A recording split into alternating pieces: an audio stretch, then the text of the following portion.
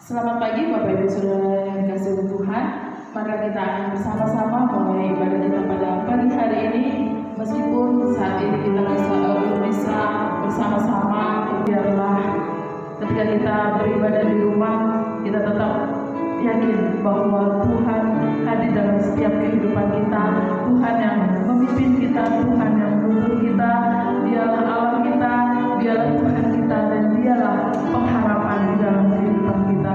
Mari kita akan datang kepada Tuhan. Saya akan bacakan firman Tuhan dari Mazmur pasal 71. Demikianlah bunyi firman Tuhan. Padamu ya Tuhan aku berlindung, janganlah sekali-kali aku mendapat malu. Lepaskanlah aku dan luputkanlah aku oleh karena keadilan-Mu. Sendengkanlah telingamu kepadaku dan selamatkanlah aku. Jadilah bagiku gunung batu, tempat berteduh, bumbu pertahanan untuk menyelamatkan aku. Sebab Engkaulah bukit batuku dan pertahananku. Ya Allahku, luputkanlah aku dari tangan orang fasik dan cengkraman orang-orang lalim dan kejam. Sebab Engkaulah harapanku ya Tuhan, kepercayaanku sejak masa muda, ya Allah. Kepadamu-lah aku bertopang mulai dari kandungan. Engkau telah mengeluarkan aku dari perut ibuku. Engkau yang selalu kupuji-puji. Bagi banyak orang, aku seperti tanda ajaib, karena Engkaulah tempat perlindunganku yang kuat.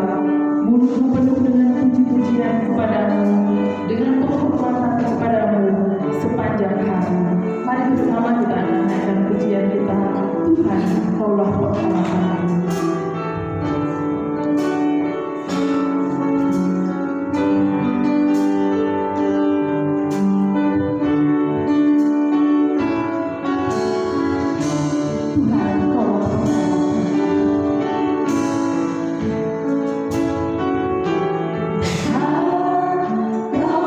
Kau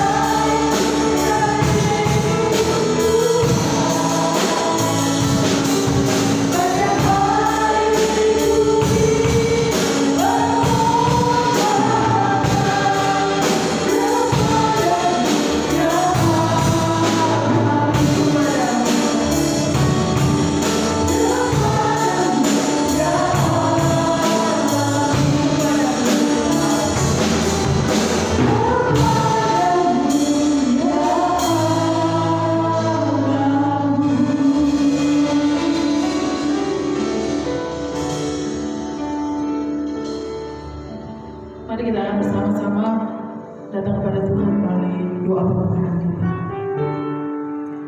Tuhan Allah Bapa kami yang di surga, Engkaulah tempat perlindungan kami, Engkaulah tempat pertumbuhan kami. Kami bersyukur punya Allah seperti Engkau Tuhan. Dan pada saat ini Tuhan, meskipun kami belum bisa bersama-sama datang ke rumah Tuhan untuk kami memuji Tuhan, untuk kami memuliakan nama Tuhan, untuk kami menyembah Tuhan. Dan saat ini Tuhan, kami percaya ketika kami berada di rumah kami masing-masing, Engkau Allah yang menuntun kami, Engkau Allah yang senantiasa menopang kehidupan kami, Engkau Allah pengharapan di dalam setiap kehidupan kami Tuhan. Dan pada saat ini Tuhan, kami mau bersama beribadah kepada Tuhan. Biarlah segala pujian kami, segala hormat kami, segala kemuliaan kami hanya bagi nama Tuhan. Terima kasih ya Bapa, kami menyerahkan ibadah kami pada saat ini hanya di dalam satu nama Tuhan kami Yesus Kristus. Kami sudah berdoa. Amin. Kita akan bersama-sama menaikkan pujian sukacita kita. Dialah batu karang perlindungan kita. NP nomor 219, batu karang perlindungan.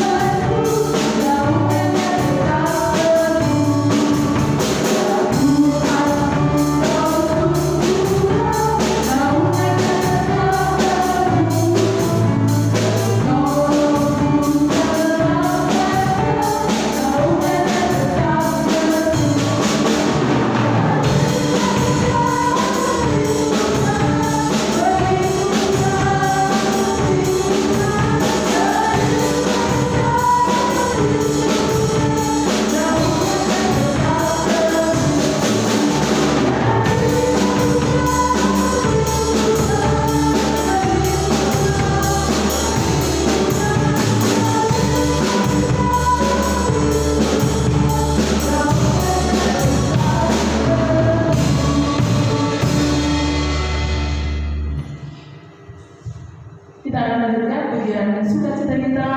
Hatiku percaya Tuhanlah kekuatan dan mazmur kita, Dialah gunung batu dan keselamatan bagi kita. Hanya padanya hatiku percaya, Kaulah menara dan kota perlindungan.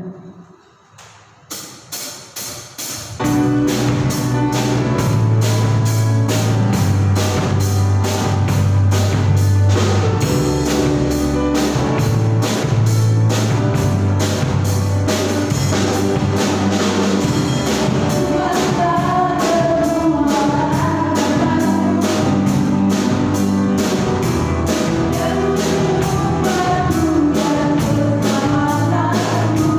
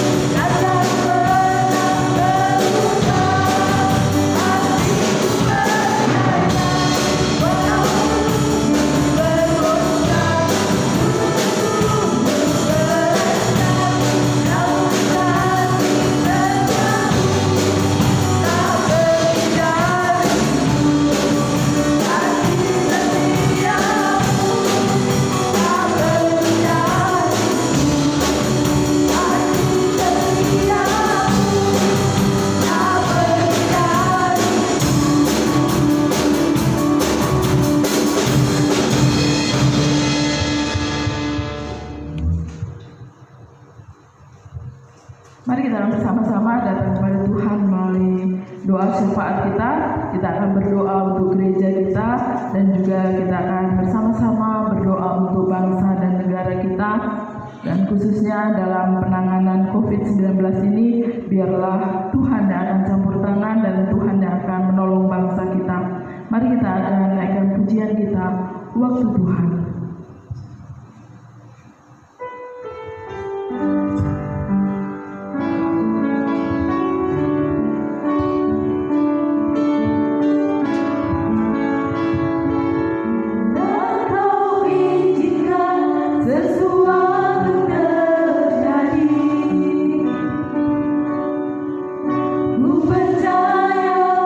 Semua untuk kebaikanku.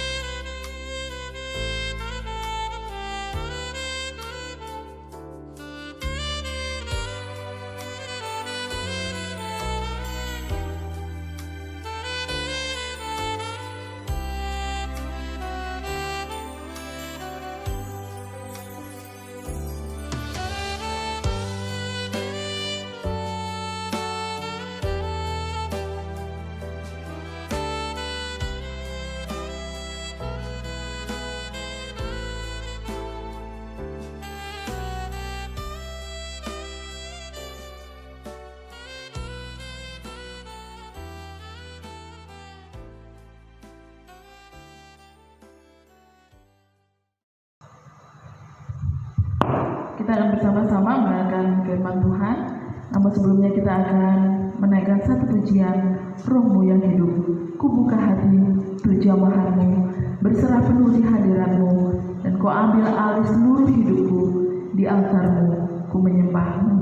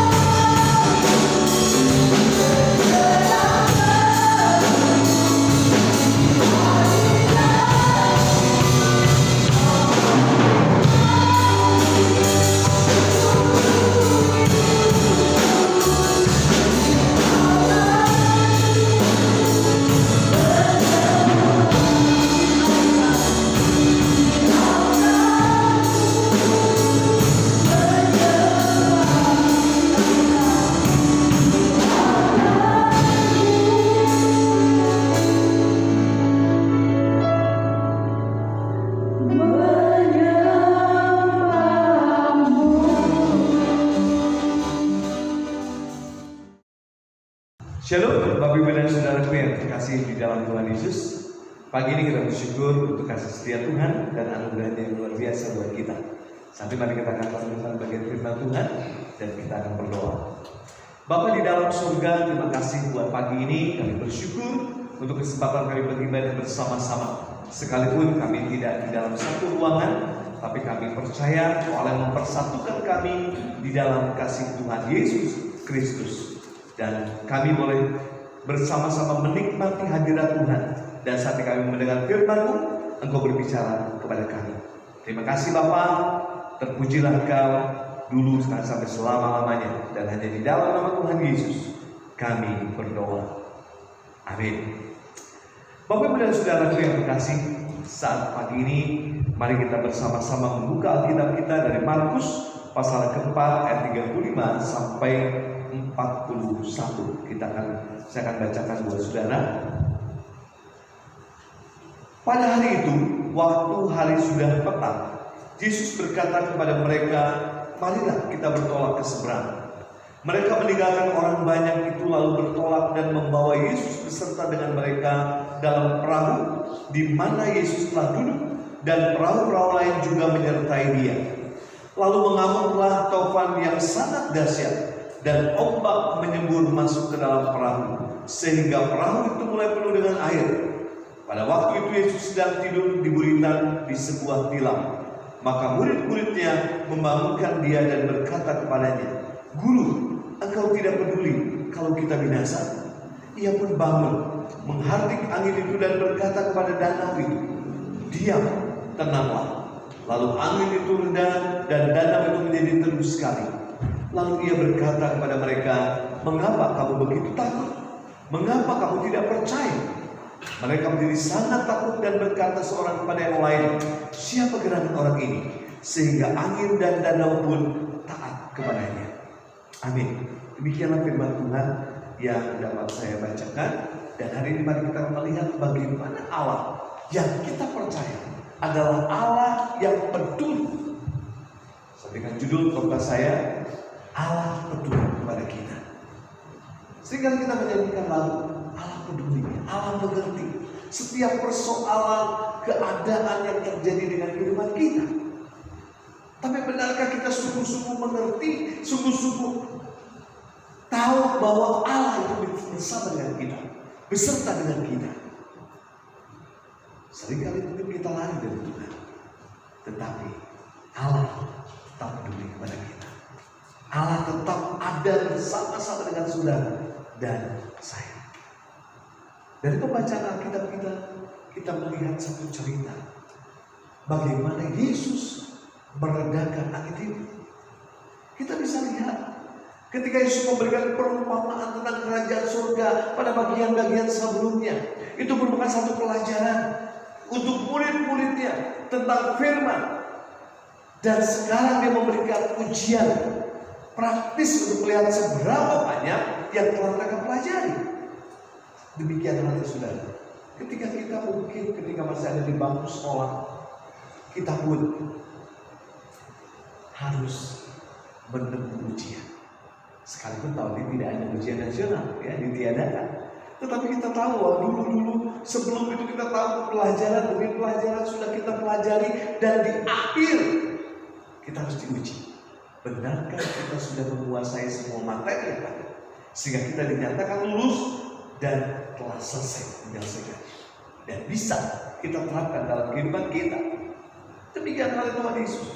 Dia ingin bahwa apa yang sudah dia berikan kepada murid-muridnya untuk dipelajari dan dimengerti, dan dia mau agar murid-murid juga bisa percaya melakukan setiap firman Tuhan tersebut.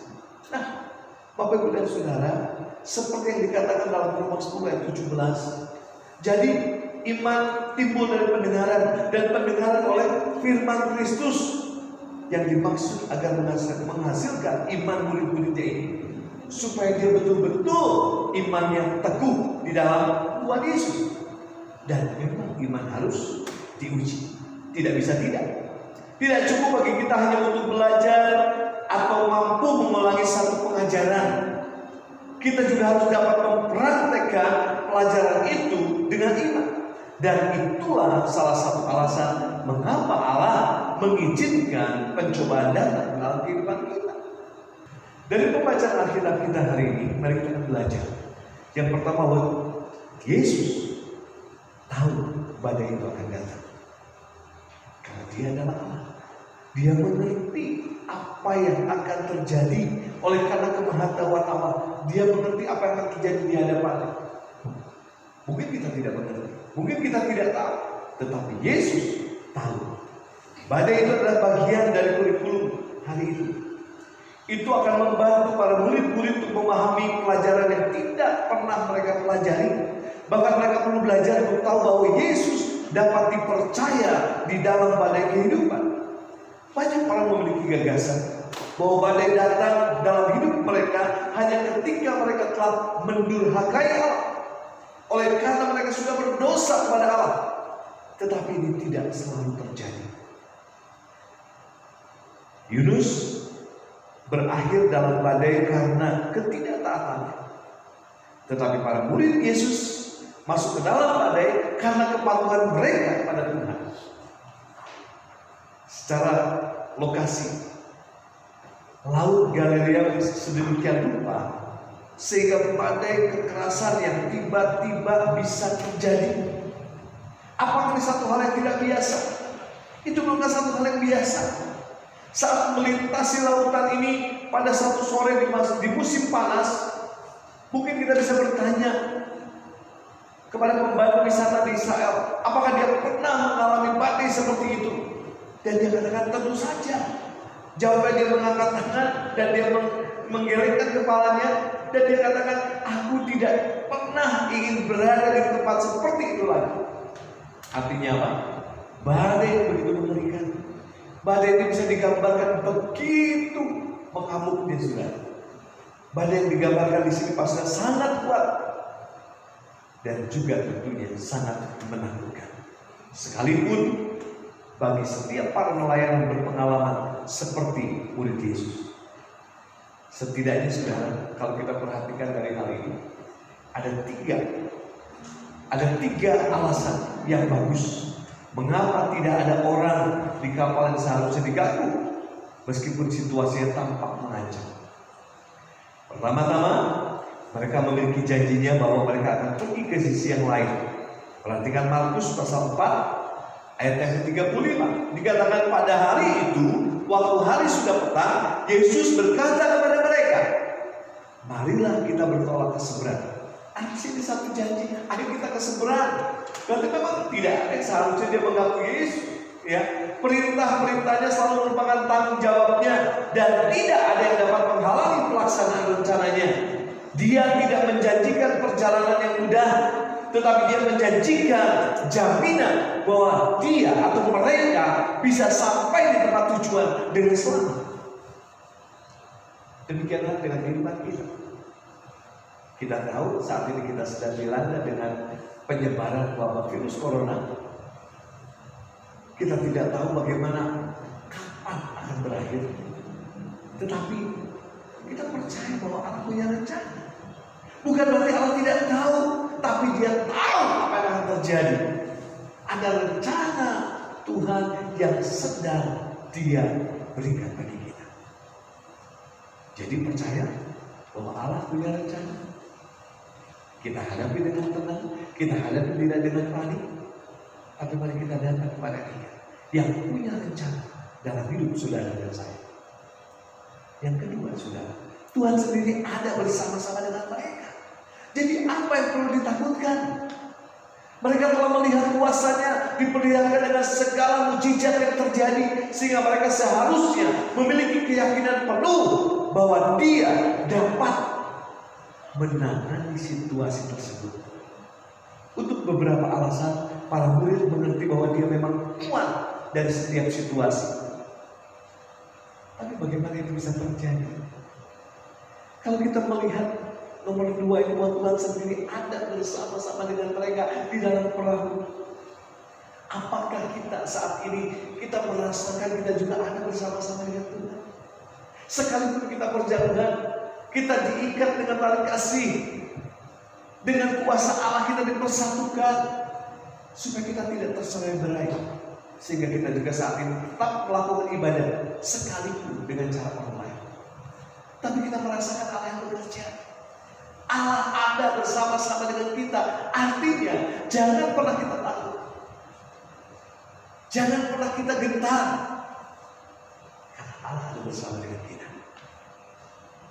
Memang secara manusia kita bisa takut, khawatir, gentar, tetapi yang harus kita perhatikan, kalau Allah ada bersama dengan kita, mengapa kita harus takut? Mengapa kita harus gentar?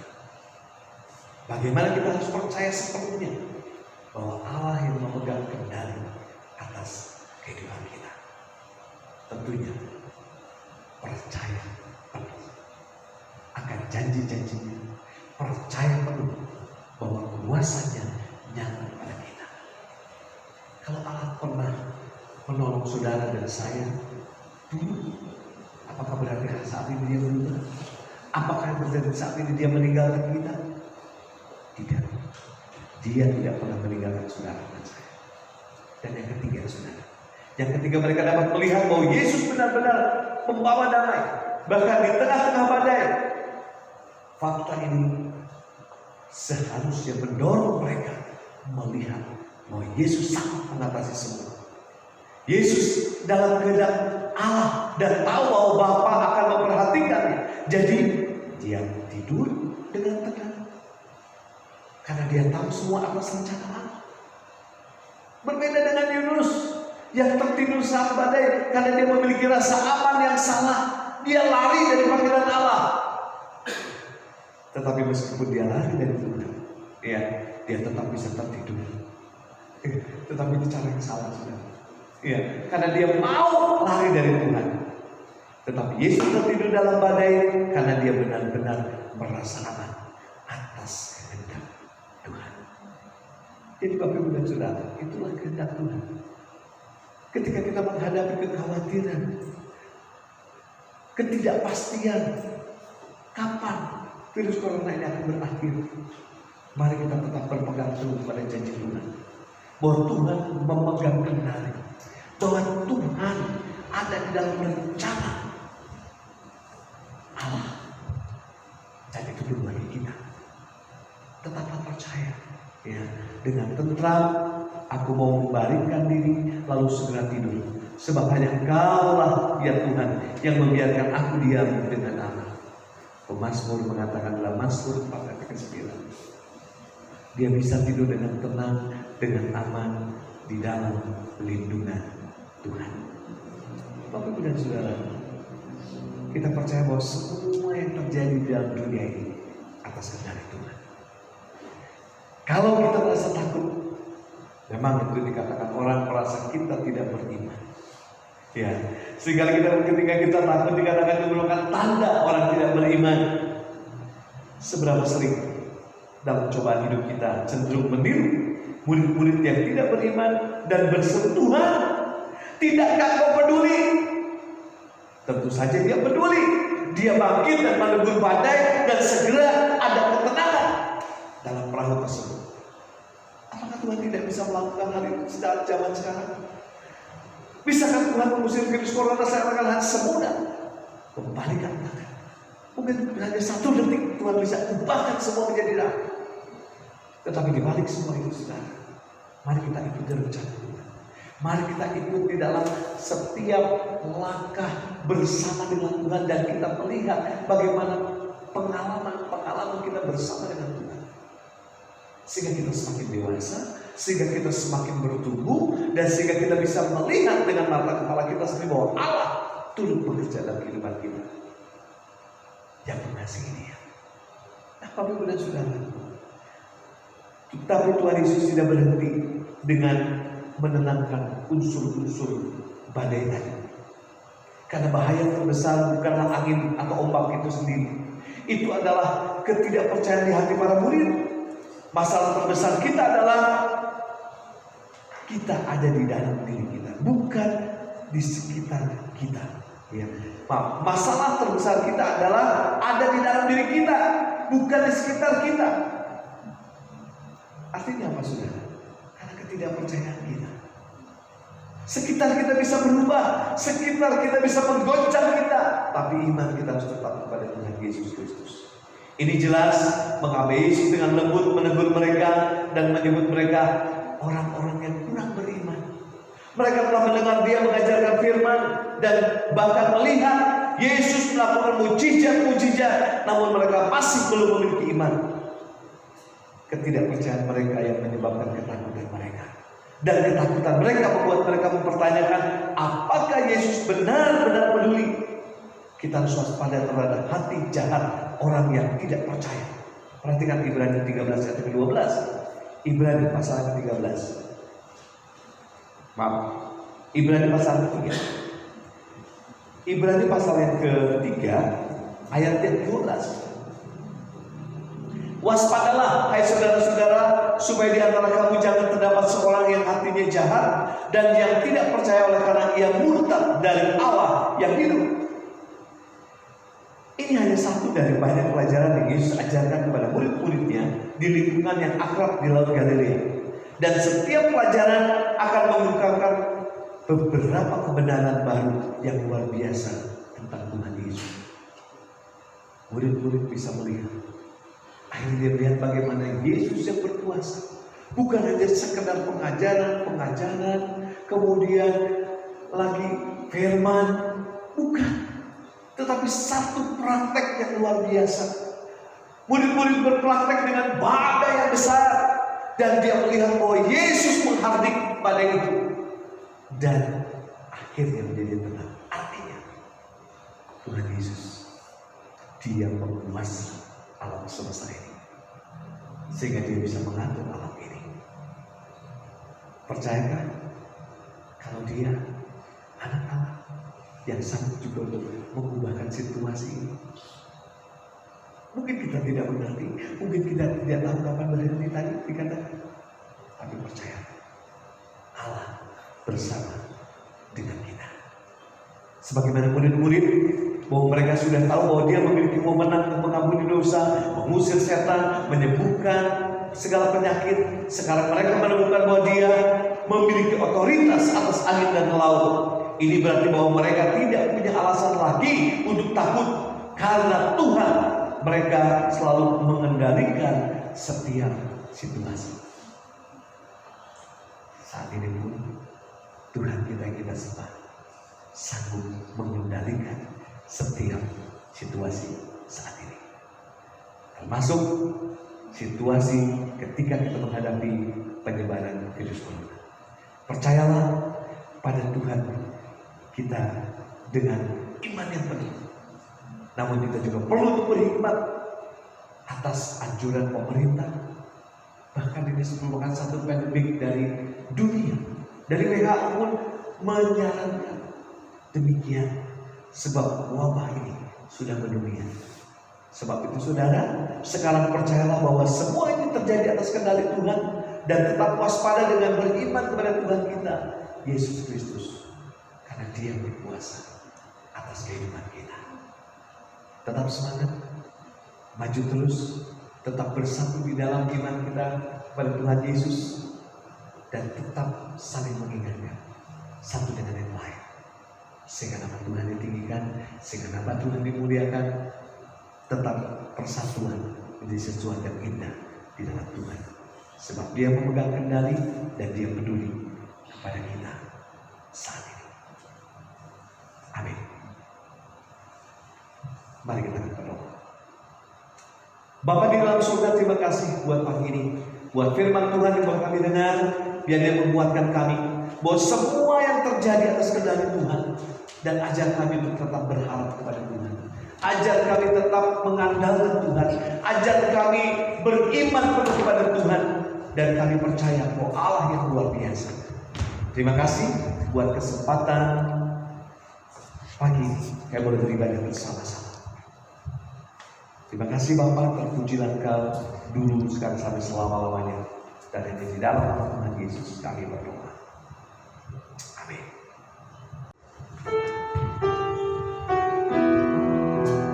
Mari kita katakan semuanya firman Tuhan.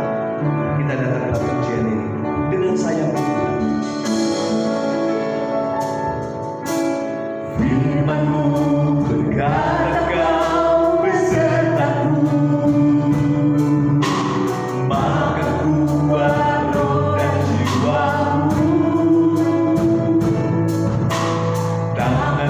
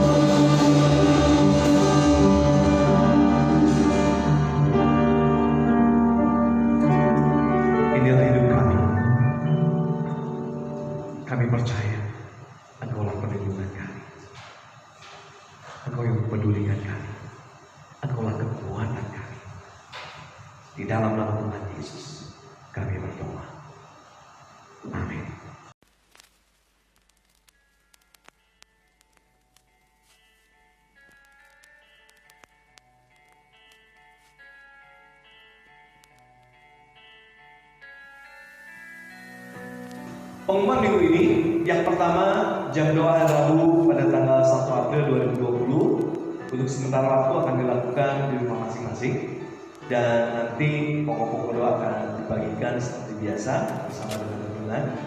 Dan saya berharap seluruh sidang jemaat bisa ikut ambil bagian.